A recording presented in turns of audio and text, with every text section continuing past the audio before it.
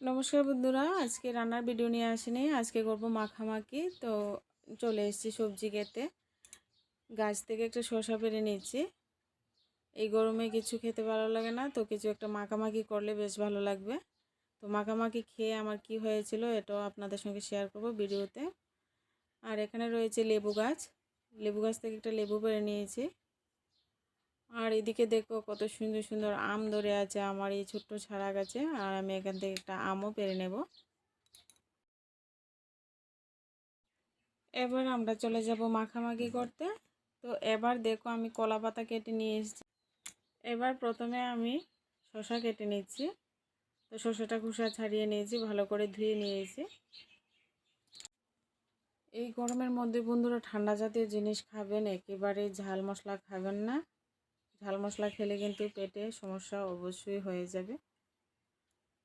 তো দেখো বন্ধুরা, আমি একটা শসা, তো এখানে আপনারা তেঁতুলও ব্যবহার করতে পারবেন।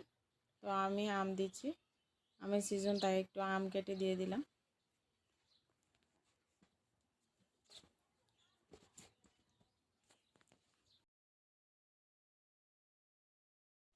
এবার এখানে 3টে লেবুর পিস এইভাবে একটু পাতলা করে কেটে দিয়েছি।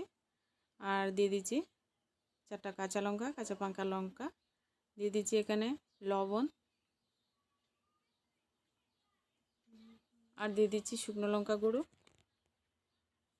ঝালের পরিমাণটা আপনারা বুঝে দেবেন বন্ধুরা, এত গরম মানে কি বলবো।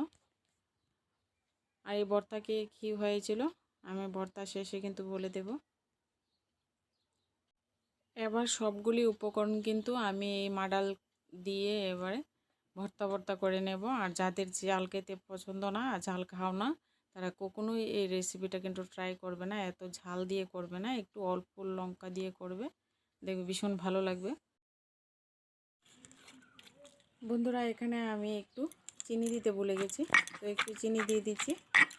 এতে করে ভর্তাটা খেতে ভীষণ ভালো লাগবে খেতে। তো বন্ধুরা ভর্তা কিন্তু রেডি হয়ে গেছে। এবার আমি কলা পাতায় ঢেলে নিচ্ছি।